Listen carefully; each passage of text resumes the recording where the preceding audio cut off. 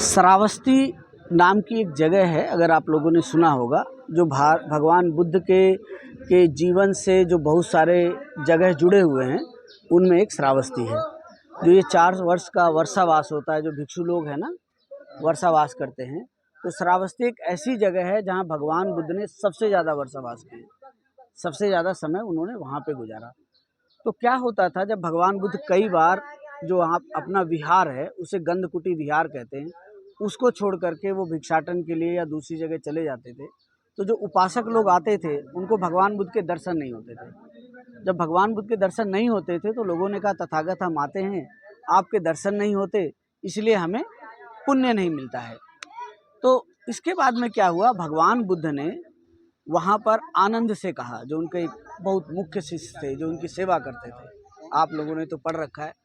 तो आनंद से कहा कि ऐसा है कि आप जो आनंद, जो एक बोधि वृक्ष है बुद्ध गया में, जिसके नीचे ज्ञान प्राप्त किया, अगर उसकी एक शाखा ला करके लगा दिया जाए और लोग अगर उसके दर्शन करेंगे तो आपको उसके दर्शन करेंगे तो आपको उतना ही पुण्य प्राप्त होगा जितना भगवान बुद्ध के दर्शन करने से प्राप्त होता है।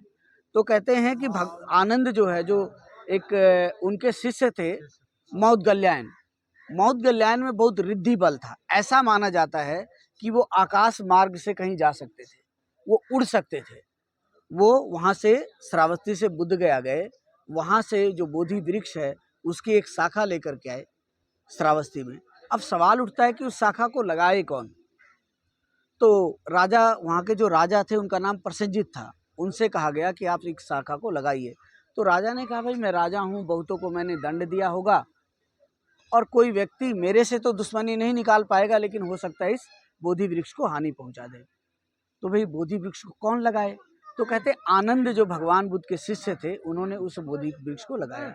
वो बोधि वृक्ष भगवान बुद्ध के समय में लगा था और आज भी वहाँ पर है। उसको आनंद बोधि के नाम से जाना जाता है। तब से इस देश में परंपरा पड़ गई कि लोग जितने भी बुद्ध विहार थे, जितने भी मंदिर थे, वहाँ बोधि वृक्ष, पीपल का पेड़ लगाया जाने लगा। ऐसा नहीं है कि लोगों को पता था अब ऑक्सीजन होता है, या लोगों को ये पता था ये देवता है या ऐसा है। इस देश में पीपल के पेड़ को सिर्फ इसलिए पूजा जाता है क्योंकि उसके नीचे भगवान बुद्ध ने ज्ञान प्राप्त किया था। दूसरी बात, पीपल के पेड़ को पूजने वाले जितने भी लोग हैं वो कभी अतीत में बौद्ध रहे होंगे। भाई कौन पूजेगा? बुद्ध की मूर्तियां तो हटा दी गई, बुद्ध की मूर्तियों को तोड़ दिया गया, लेकिन पीपल के पेड़ कहाँ खत्म करते? तो ये जो हमारी परंपरा में जो हम पीपल का पेड़ पूजते हैं, वो इसलिए पूजते हैं क्योंकि इसी के नीचे भगवान बुद्ध ने ज्ञान प्राप्त किया था।